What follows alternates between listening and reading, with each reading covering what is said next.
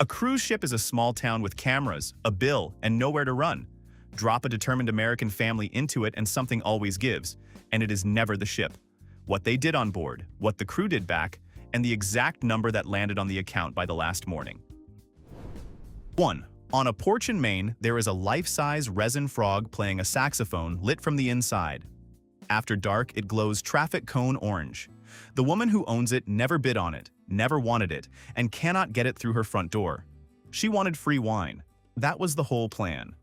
3 retired sisters had worked out how a ship's art auction runs. Look bored, you get 1 glass. Look like a buyer, they top you up until the carpet moves.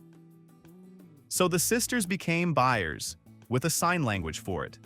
A slow blink meant, hold. 2 fingers on the stem meant, let this one go. They bid like women with money on huge canvases of abstract racehorses that looked painted during an earthquake. Then peeled off 1 bid before the hammer, every single time. 70 minutes of clean work. Then the cheap fizz cut the wire between the eldest sister's brain and her arm. The room had gone quiet the way rooms do before a hammer falls. She had lost track of the number. She sneezed. Paddle 63 went up like a flag at a parade. The auctioneer had been trying to shift that frog since embarkation, and he closed the sale before her elbow came back down. Nobody reads the form they sign for a paddle. It is a contract, and the hammer price is only the start. $2,850 for the frog. $456 in buyer's premium. All of it on her onboard account before the waiter finished the celebration round. 11 weeks later, a freight truck left the crate in her driveway. Shipping was billed by volume. Another $340. 2. A deck supervisor is standing in orange foam up to his shoelaces while a woman hands him a laminated card about electromagnetic water balancing. She is not joking. She believes the card settles it. 90 seconds earlier, that foam had been a hot tub, holding 9 adults having the least eventful afternoon of the voyage. Then Bev Vance arrived with a tote bag held in both hands. She and 3 adult relatives had boarded a luxury Caribbean sailing certain the ship's treated water was wrecking their energy fields. The reasonable response to that belief is to stay dry. The Vance response was a cleansing ritual, performed live on strangers, unannounced. She dropped 5 catering-sized turmeric and tea tree bath fizzers in at once, like depth charges. The tub detonated. The water went opaque construction cone orange. Then the foam arrived. A fast medicinal mass smelling like a cough drop factory with a burst pipe, climbing the rim and crossing the teak with purpose. 9 adults left their drinks where they were. Behind the laminated card, her husband was bailing foam back over the rim with a novelty coconut cup, straw still in it. He worked with the concentration of a man who believes he is fixing this. Neither of them knew what they had done. A tub with something foreign in it does not get skimmed. It gets emptied, scrubbed, shocked, tested, and signed back into service, which on a full sea day is most of a shift, with the facility earning nothing. The tub sat roped off for the last 4 days. By dinner that evening, all 4 Vance key cards had been flagged at the pool gates. No tubs, no pools, no spa, no exceptions. 3. On day 6, the ship's provisions manager sat in a windowless office on deck 2, looking at a line on a report that could not be true. 22 pounds of sliced ham. 1 afternoon. 1 party of 7. He checked it twice. The number was correct. The number was the Hallorans. Cabin 6318 was not a stateroom by then. It was a production line. 7 of them had boarded out of a suburb of Denver, 3 generations of adults, and they had not come for the sunsets. They had come to load out. The floor team worked the pastry station. 2 brothers-in-law would pin the head baker in a loud, deeply sincere argument about whether tiramisu legally counts as cake, holding him there for as long as it took. Behind them, the uncles emptied a tray of 61 individual honey pots into a thermal bag at a speed that suggested practice. And none of them were the best one. The best one was the grandmother. She worked the cheese table with an oversized canvas tote on one arm, drifting up as though reading the little name cards. She never once looked at her own hands. By the time she moved along, half a wheel of imported blue was gone, filed into an airtight container under a folded sun hat and a book of crosswords. The containers were the giveaway. Restaurant grade, nested inside one another, inside a cooler bag, packed that way at home in advance. Nobody throws that together in a taxi. That is a family meeting with an agenda. It came apart on the final morning in the terminal, in front of a queue of 400 people. One hard-shell suitcase in their stack was laying a slow amber trail across the polished floor. Port security stopped them with the particular calm of people who have seen a great many leaks. Inside, a catering tub of chocolate sauce had split under the weight of the bag and welded 2 dinner jackets to a hill of croissants. Also present, 2 dozen boiled eggs packed into a rolled beach towel and a 4-pound slab of roast turkey in 6 layers of plastic wrap. Here is the part nobody in that family had thought through. A ship provisions in foreign ports, so every ounce of meat and dairy carried off it is an agricultural import. The officer at the terminal door is not there for decoration. The turkey went into a bin. So did the eggs, the cheese, and the honey. The grandmother signed a $300 civil penalty notice for undeclared agricultural products at a folding table 20 feet from the exit. Her family stood in a circle around a suitcase that would not stop dripping. 4. There were 9 Dunbars on that ship, and only one of them had booked what they were actually getting. Marlene does not believe in rest. She believes in optimization. What she had reserved for 10 nights out of Galveston was a boot camp. What the other 8 thought they had was a cruise. Before the ship cleared the jetties, she collected every relative's keycard for safekeeping, which in her mind closed the subject of alcohol. Days started at 5:40 with stairwell lunges, Marlene walking alongside with a metronome app on a speaker, calling out resting heart rates. At meals, she stood at the head of the buffet line like customs, lifting croutons off her brother's salad with a serving spoon and holding them up as evidence. On day 6, she decided the gym lacked intensity.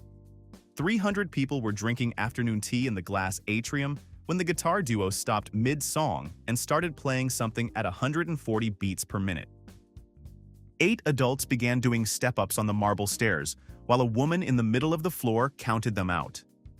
By the 8th night, there was a functioning underground economy on board, and every member of it shared her surname.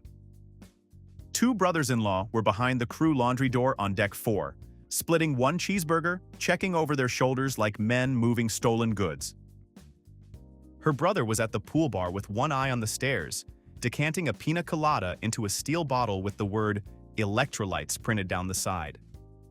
It held together until the last evening, when Marlene marched her exhausted relatives into the spa for a body composition scan, to have the week's discipline confirmed in writing.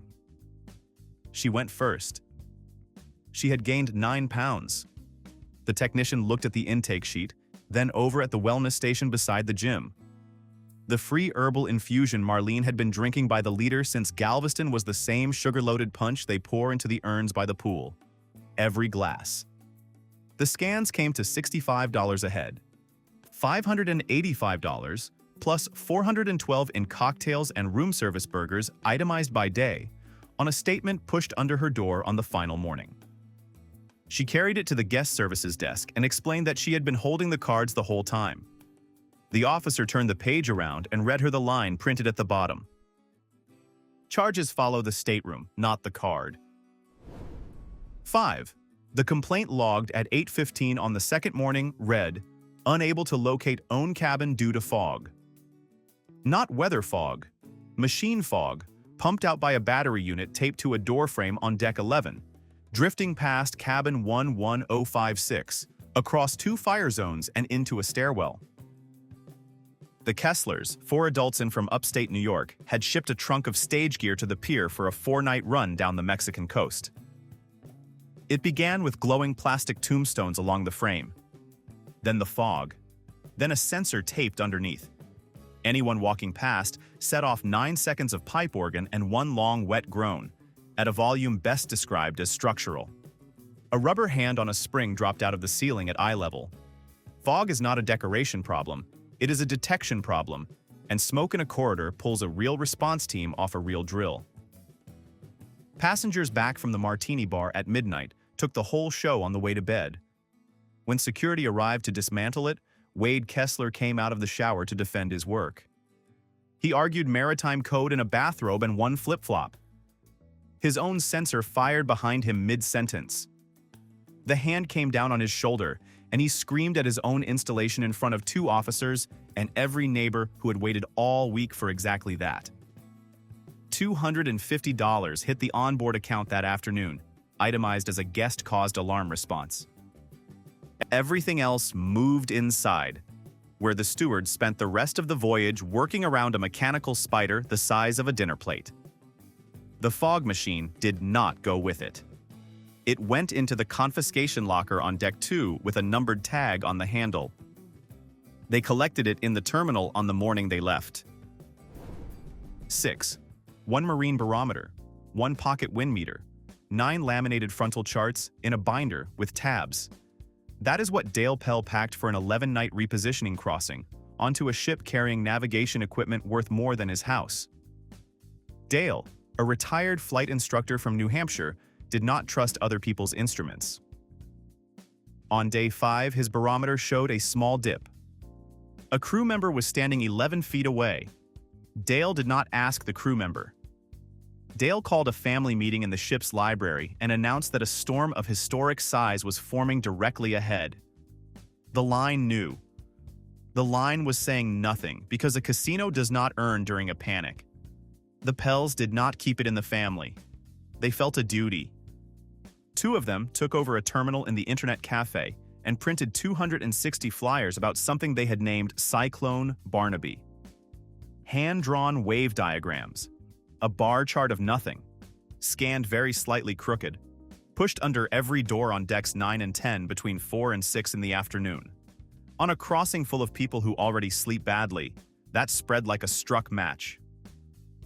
By dinner, 44 passengers had stopped showing up to the restaurant altogether.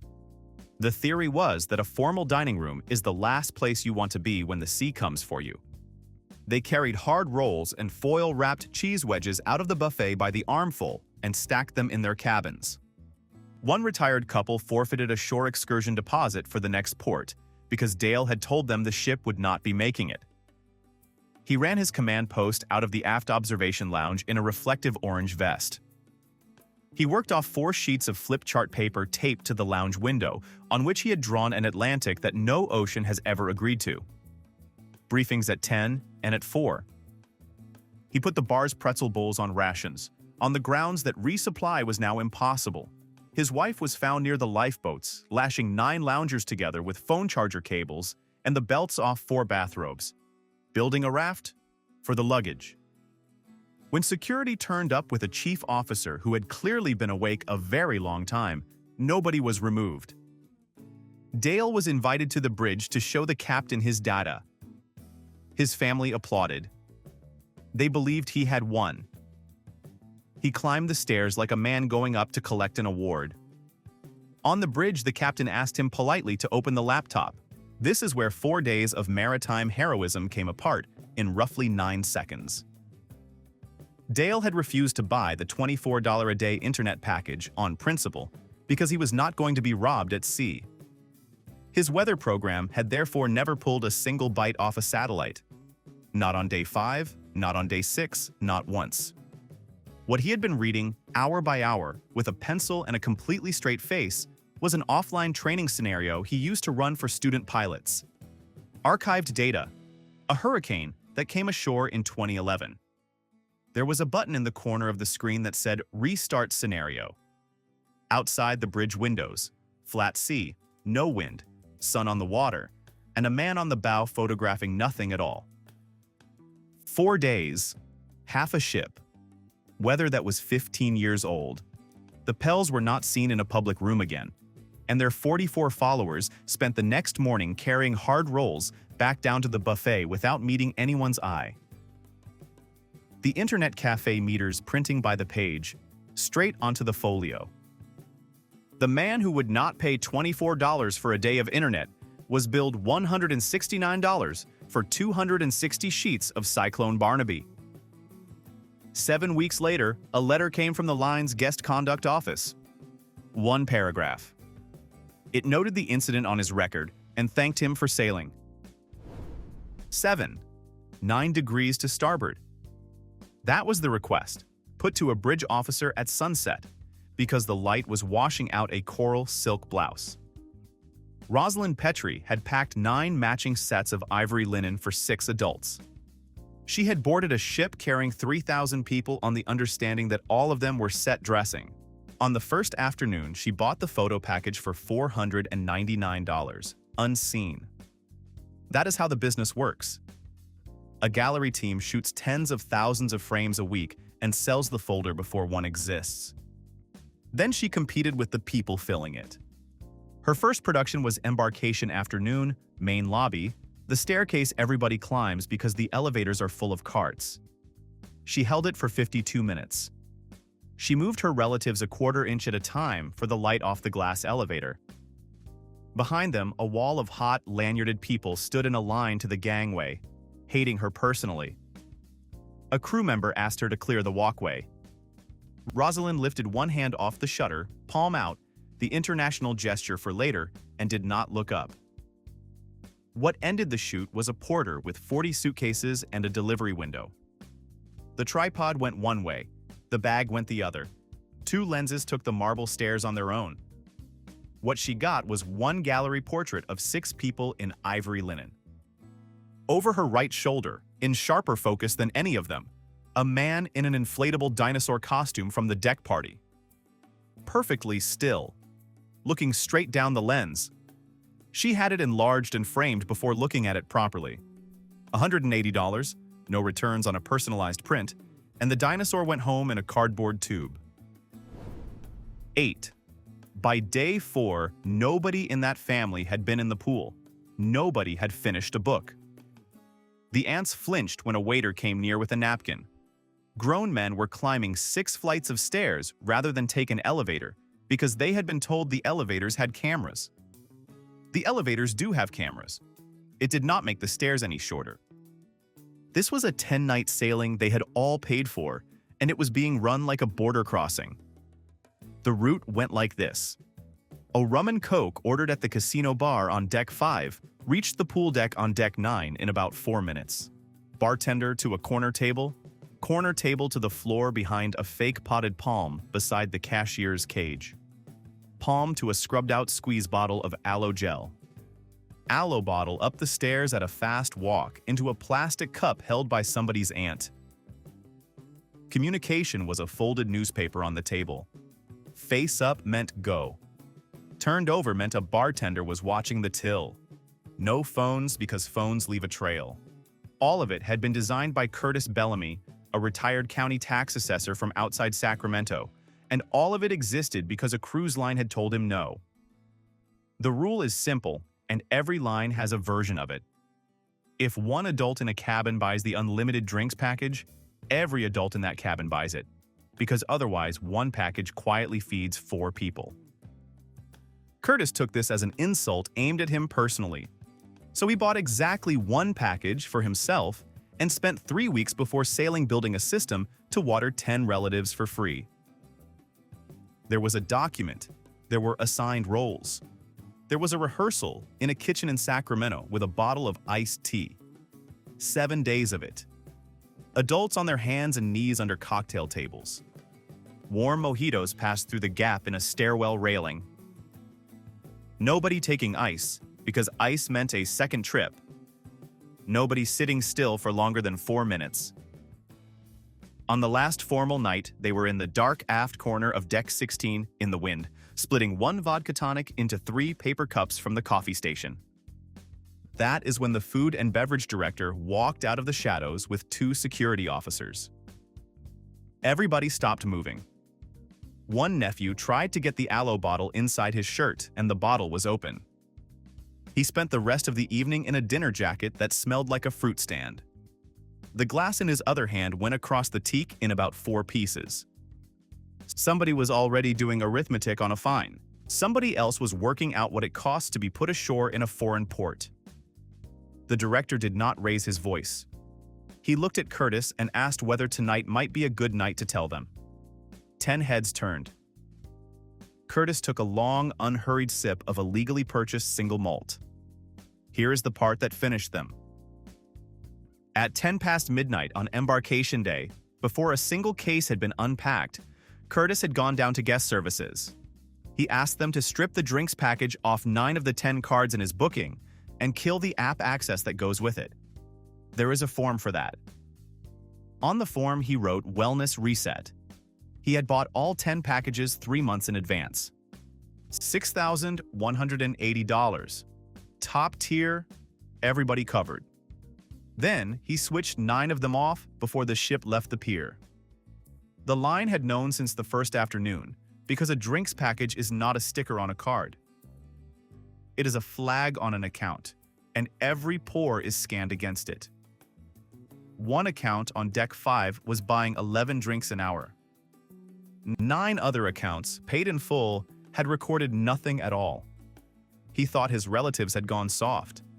He thought a week of crawling through a casino for a warm rum and coke would sort that out. 10 people stood on a dark deck in the wind and worked out what the week had actually been. He never switched them back on. 9 paid-for packages ran the full 10 nights and recorded 0 drinks between them, which is the sort of number a beverage manager keeps a printout of. The only charge on Curtis Bellamy's own account at the end of the voyage was $95 for glass removal from a teak deck. 9. By day 2, afternoon tea in the atrium had a baseline. The harpist on Deck 3 was doing what a harpist does. Directly above her, over the Deck 4 railing, Uncle Deacon had a speaker the size of a carry-on running a 90s dance playlist at a volume you could feel in the handrail. 6 adults out of Kansas City had boarded a 16-deck Caribbean ship and decided, somewhere around the safety drill, that the entertainment schedule was a suggestion. Here is everything the ship tried. First, it ignored them. That lasted a day and a half. The cruise director, a relentlessly upbeat man named Gav, put an afternoon Name That Tune session in the piano lounge. The Dunleavys set up on the far side of the same room with a full-size raffle drum they had checked as luggage, calling numbers for cash and airline bottles of tequila. Very hard to compete with cash. Gav had a microphone, a polo shirt, and a corporate script. Deacon had a drum full of money. Second, it tried to out-program them, which is how an 11 o'clock napkin folding class ended up opposite a line dancing bracket on the aft deck with a printed draw sheet and a trophy made from a coffee pot. 11 regulars from the morning walking group defected before lunch and never came back. Third, Gav tried money. He arrived with free drink vouchers and asked, in the voice of a man out of ideas, whether they might stop the limbo bracket beside the glass elevators. The patriarch handed him a microphone and a cup of something blue and told him to sit in for a round. Gav sat in for a round. Fourth and last, the ship gave in. On the final sea day, the printed program came under every door with a listing that had not existed the day before. 10 o'clock. Portside stairwell, karaoke hosted by Deacon. Underneath, in smaller type, were the terms. A ship's gaming is licensed and audited, and cash handed out in a lounge is not part of that license. No cash prizes. Nothing poured for anyone. Finished by 11.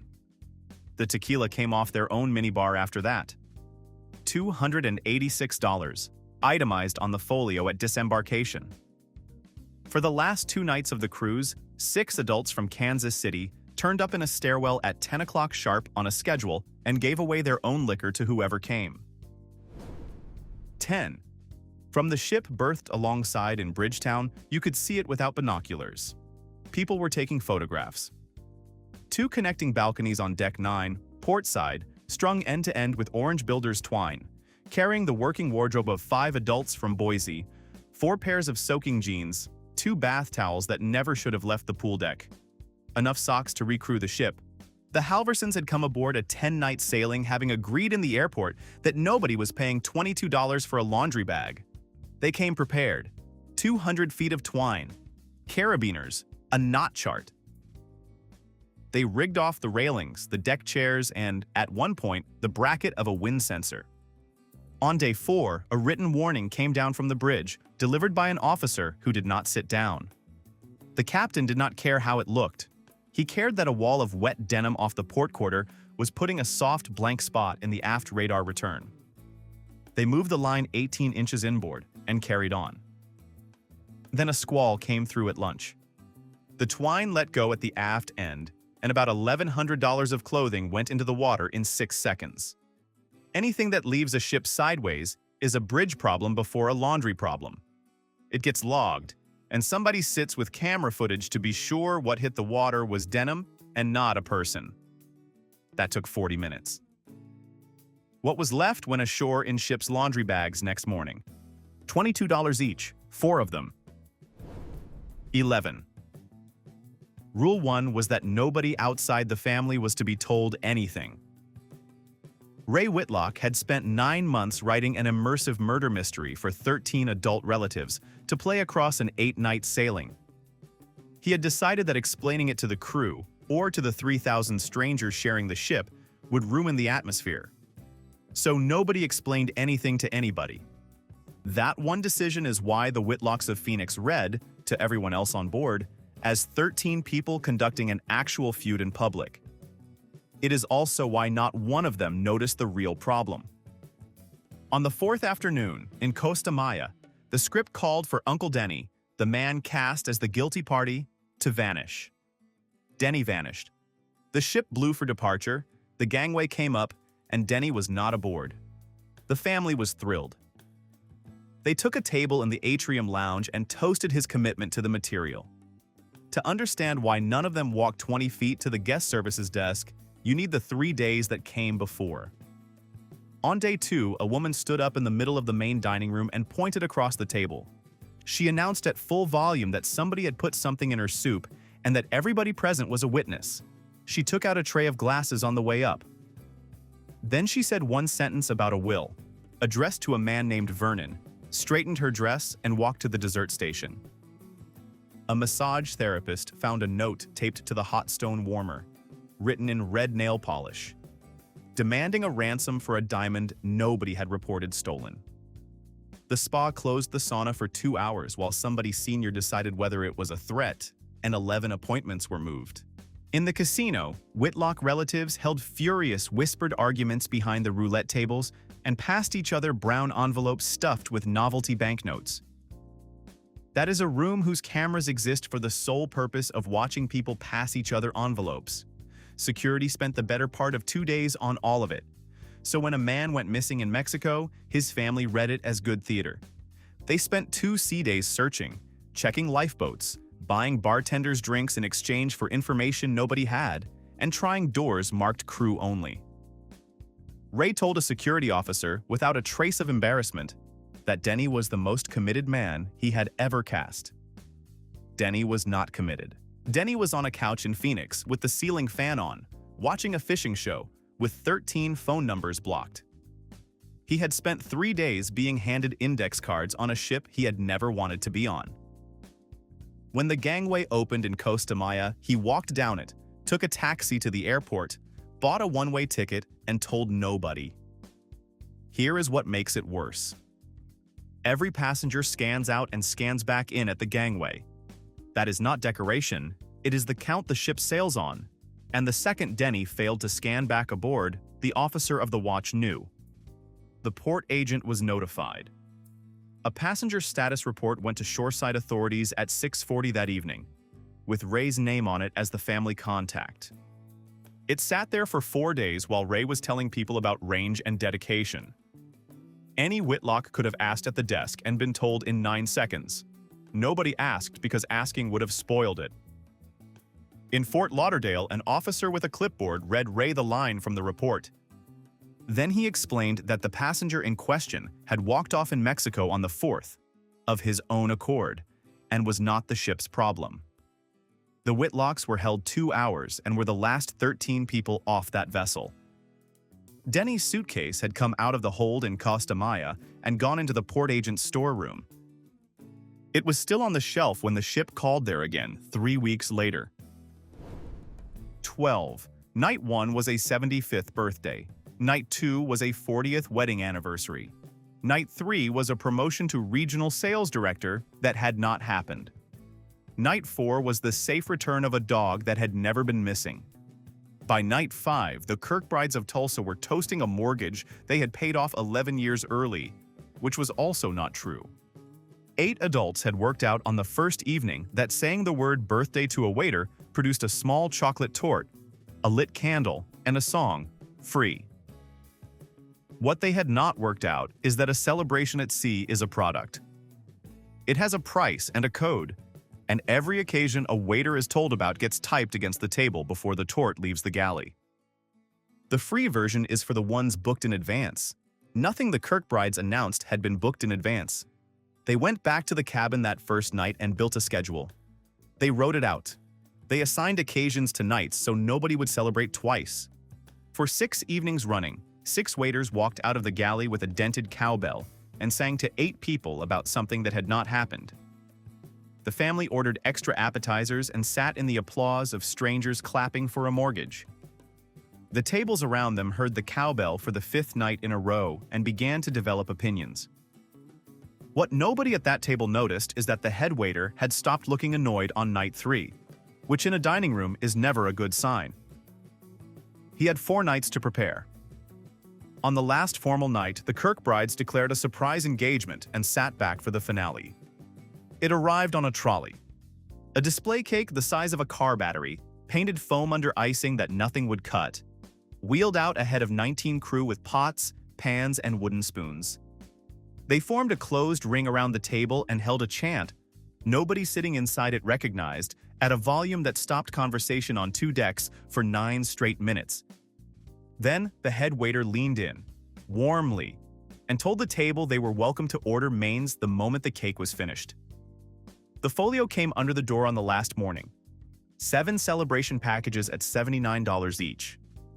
$553 itemized by night, with the occasion typed out beside every one of them. None of them thought they were doing anything serious, and that is the whole mechanism. Small, confident decisions, one invoice. Honest question, would you have tried any of it yourself if you were certain nobody was watching? Say it in the comments, drop a like, and subscribe.